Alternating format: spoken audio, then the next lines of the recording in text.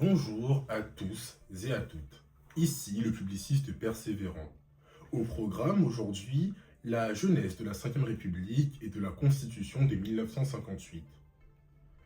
Imaginez, imaginez un pays où le gouvernement change tous les 6 mois.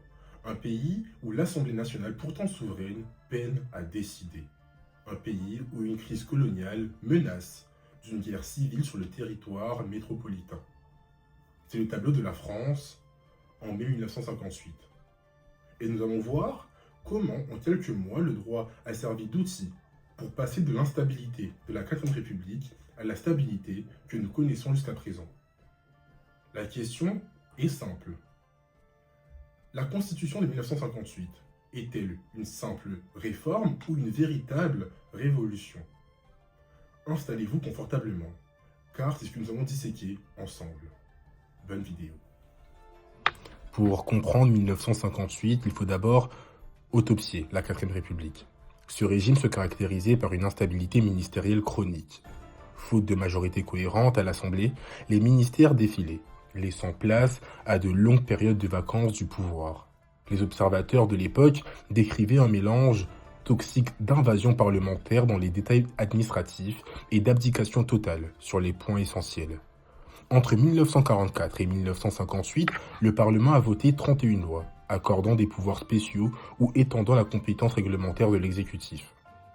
Malgré l'inconstitutionnalité manifeste de ces délégations, le régime était bloqué par des partis qui occupaient le pouvoir sans projet réel. Ce naufrage institutionnel rencontre alors le drame de la décolonisation. En mai 1958, l'insurrection éclate à Alger. Le 13 mai, un comité de salut public est créé, dirigé par le général Massu. Le 24 mai, la Corse bascule à son tour.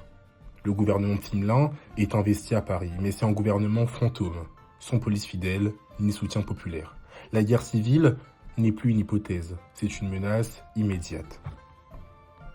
C'est dans ce contexte explosif que le président René Coty fait appel au général de Gaulle. Le 1er juin 1958, de Gaulle est investi par l'Assemblée nationale.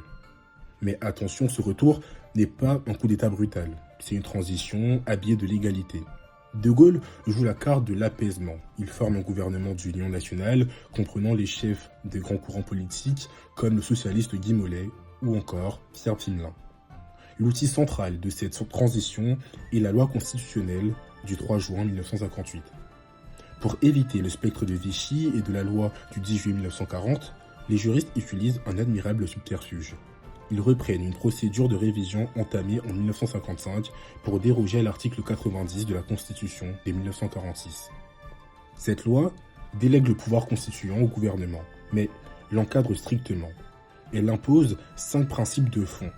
Le suffrage universel, la séparation des pouvoirs, la responsabilité du gouvernement devant le Parlement, l'indépendance de l'autorité judiciaire et des rapports avec le peuple associé.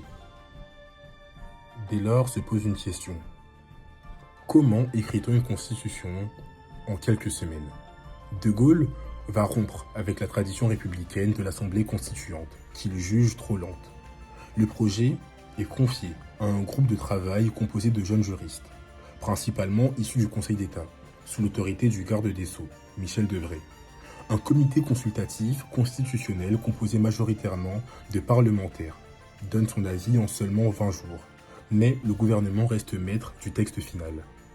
Sur le fond, nous constatons une dualité fascinante. D'un côté, la stabilité des principes. On reprend le préambule de 1946, la forme républicaine et les symboles comme la devise « gouvernement du peuple, par le peuple et pour le peuple ». Mais de l'autre, c'est une révolution des moyens. L'objectif de Michel Debré est de reconstruire un pouvoir d'État efficace.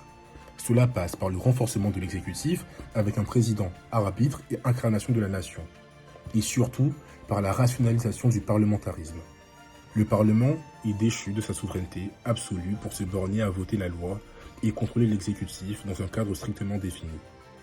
Le 28 septembre 1958, le peuple valide ce pari à 85%. Et le 4 octobre 1958, la Constitution est officiellement promulguée. En résumé, la Ve République naît d'un paradoxe. Elle a pris les formes de la IVe République pour mieux la supprimer. Elle a transformé un régime impuissant qui peinait à prendre des décisions, un régime qui fonctionne maintenant depuis 65 ans. Donc c'était bien une révolution faite dans la légalité pour restaurer l'État. Aujourd'hui, alors que les débats sur une éventuelle sixième République ressurgissent, il est intéressant de se poser une question. Le régime, basé sur le parlementarisme rationalisé, comme le voulait le constituant en 1958, est-il toujours conforme à nos attentes démocratiques actuelles? N'hésitez pas à me répondre en commentaire. C'était le publiciste persévérant. Ne cessez jamais de persévérer.